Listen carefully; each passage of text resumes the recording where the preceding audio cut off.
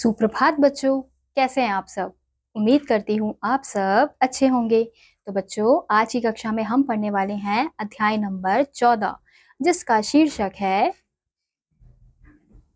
चतुर बीरबल। तो बच्चों, इस अध्याय में हमें कहानी दी गई है। तो सबसे पहले हम इस पाठ का परिचय पढ़ेंगे। बहुत कम लोग होते हैं जो अपनी चतुराई से हर कार्य को संभव बनाने का प्रयास करते हैं। बीरबल भी उनमें से एक था। आओ कहानी में पढ़े कि इस बार बीरबल ने कौन सा कारनामा कर दिखाया। बादशाह अकबर के दरबार में अनेक गुणी व्यक्ति थे। उनमें कोई विद्वान, कोई गायक, कोई संगीतज्ञ, कोई चित्रकार, तो कोई कवि था। बीरबल भी अकबर के दरबारी थे। अकबर और बीरबल में गहरी मित्रता थी। तो हम देख सकते हैं कि बादशाह अकबर का दरबार में बहुत सारे ऐसे गुणी व्यक्ति रहते थे, यानी कि सब में अलग अलग गुण थे। तो कोई विद्वान था, कोई गायक था, कोई संगीतज्ञ यानी कि गाना गाने वाला था, कोई चित्रकार था, कोई कवि था। तो बीरबल भी अकबर के दरबारी ही थे और अकबर और बीरबल में बहुत ही गहरी मित्रता पाई जाती थी। बीरबल अपनी बातों से अकबर का मनोरंजन करते थे। वे कठिन से कठिन प्रश्नों का बड़ी चतुराई से उत्तर देते थे। कुछ लोग बीरबल से जलते थे। वे लोग किसी भी तरह से बीरबल को नीचा दिखाने में लगे रहते थे। अब बीरबल जो थे वो अपनी बातों से अकबर का मनोरंजन करते थे।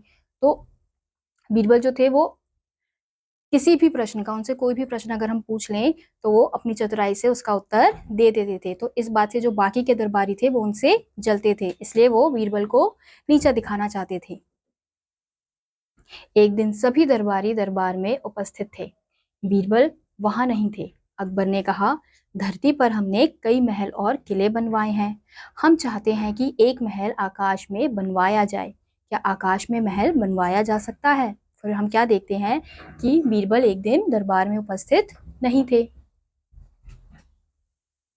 तो अकबर क्या पूछते हैं, क्या कहते हैं कि हमने हर जगह धरती में महल किले बनवाए हैं। अब वो क्या चाहते हैं कि आकाश में भी एक महल बनवाया जाए। तो वो पूछते हैं कि आकाश में भी महल बनवाया जा सकता है? सभी दरबारियों ने कहा, यह तो असंभव है। सॉरी, अकबर अपने दरबारियों से बात कर रहे हैं। फिर अकबर ने कहा, आप सोचिए, कोई उपाय निकालिए। सभी लोग चुप रहे। बीरबल ने ईर्ष्या रखने वाला एक दरबारी बोला बीरबल से ईर्ष्या रखने वाला एक दरबारी बोला, हुजूर, एक बीरबल ही आकाश में महल बनवा सकते हैं। फिर हम क्या देखते हैं कि अब जो अकबर हैं बाकी दरबारियों को बोलते हैं कि आप लोग सोचिए और इसका कुछ उपाय निकालिए कि हम आकाश में महल बनवा सकें। तो जो एक व्यक्ति था, मतलब एक दरबारी था जो बीरबल से ईर्ष्या यानी कि जलता था, तो उसने क्या बोला कि आकाश में महल तो कौन बनवा सकता है, केवल बीरबल ही बनवा सकता है। उसी समय बीरबल भी दरबार में आ पहुंचे। अकबर ने कहा, बीरबल, हम आकाश में एक महल बनवाना चाहते हैं, क्या बन सकता है?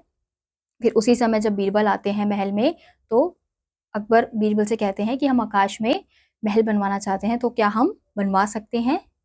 बीरबल ने कहा, हुजूर, क्यों नहीं बन सकता, अवश्य बन सकता है। सभी दरबारी आश्चर्यचकित होकर बीरबल का मुंह ताकने लगे। अकबर ने पूछा, क्या तुम ऐसा महल बनवा सकते हो? फिर हम क्या देखते हैं, जब अकबर बीरबल से ये प्रश्न पूछते हैं तो वो क्या कहते हैं कि हाँ हुजूर, क्यों नहीं बन सकता, अवश्य बन सकता है। फिर उसकी ये बात सुनकर बाकी के दरबारी आश्चर्यचकित हो जाते हैं कि आकाश में कैसे महल बनेगा। अकबर बीरबल से कहते हैं कि क्या तुम ऐसा महल बनवा सकते हो? बीरबल ने कहा, यदि आपकी आज्ञा हो तो अवश्य बनवा दूंगा। अकबर ने कहा, यदि तुम आकाश में महल बनवा दो तो हम तुम्हें मुंह मांगा इनाम देंगे। हुजूर, यह काम बहुत कठिन है, इसमें बहुत सा धन और समय लगेगा। तुम धन और समय की चिंता मत करो, जितना धन चाहिए खजाने से ले लो। इस महल को बनवाने में कितना समय लगेगा? हुजूर, इसकी तैयारी में ही 1 महीना लग जाएगा। अकबर ने कहा, ठीक है, तुम तैयारी आरंभ कर दो। बीरबल ने कहा, हुजूर, मेरी एक शर्त है, बनवाने वाले कारीगरों का प्रबंध मैं कर दूंगा, किंतु सामान का प्रबंध आपको करवाना होगा। अकबर ने बिना सोचे समझे, ठीक है, हम करा देंगे। घर जाकर बीरबल ने नौकरों से 50 तोते खरीदकर लाने को कहा। बीरबल ने उन तोतों को पिंजरे में बंद कर दिया। वह रोज उन्हें बोलना सिखाने लगा। वह बुलवाते थे, ईंट लाओ, पानी लाओ, पत्थर लाओ, चूना लाओ। फिर हम क्या देखते हैं कि अब बीरबल अकबर से बोलते हैं कि हाँ, हम महल बनवा देंगे, लेकिन एक शर्त है कि महल मैं बनवा तो दूंगा, कारीगरी मैं, जो कारीगर है जो महल बनाएंगे उनको मैं चुनूंगा, लेकिन जो सामान लगने वाला है वो आपको लाना होगा। तो अकबर क्या कहते हैं, ठीक है मैं ले आऊंगा।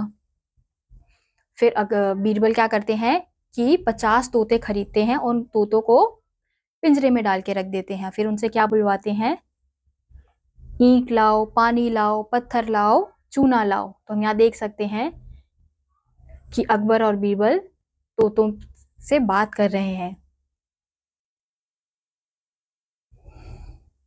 एक महीने में तोते इन शब्दों को बोलने लगे। वे दिन भर इन्हीं शब्दों को रटते रहते थे।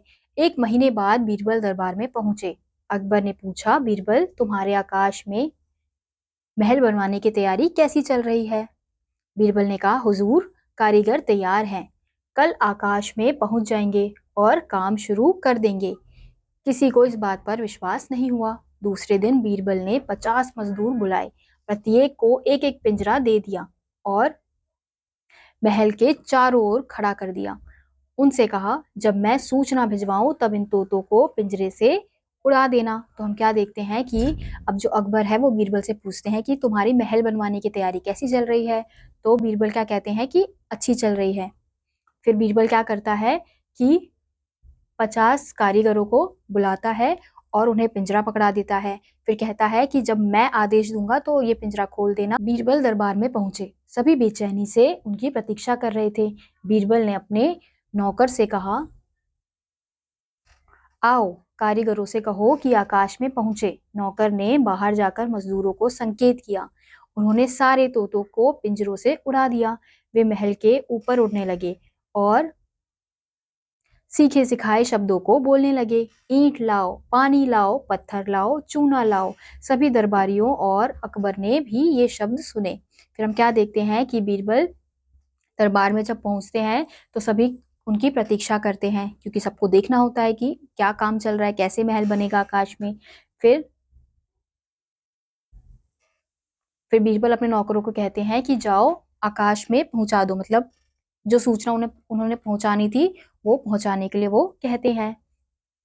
फिर जो कारीगर हैं वो पिंजरा खोल देते हैं और फिर जो तोते हैं वो महल के ऊपर जाके वही चिल्लाते हैं जो बीरबल ने उन्हें सिखाया होता है, पानी लाओ, चूना लाओ, पत्थर लाओ। और ये सारी बातें बाकी के लोग भी सुन रहे होते हैं। बीरबल ने कहा, हुजूर कारीगर तो आकाश में पहुंच गए हैं, वे सामान मांग रहे हैं। शर्त के अनुसार आप सामान पहुंचाने का प्रबंध करें। सभी लोग चकित होकर महल से बाहर आ गए। अभी भी ऊपर से वे ही आवाजें सुनाई दे रही थी, ईंट लाओ, पानी लाओ, पत्थर लाओ, चूना लाओ।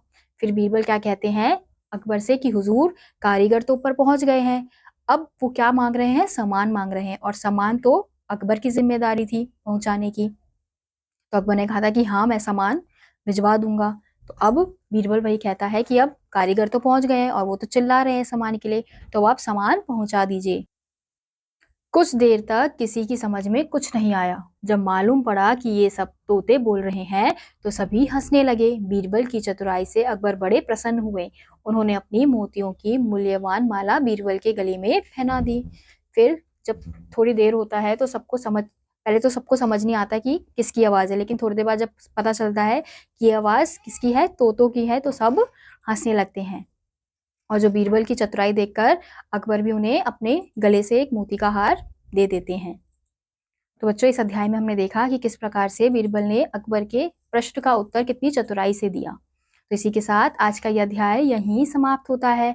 उम्मीद करती हूँ आपको यह अध्याय समझ आया होगा। मैं आपसे मिलूंगी अगली कक्षा में, तब तक के लिए नमस्कार।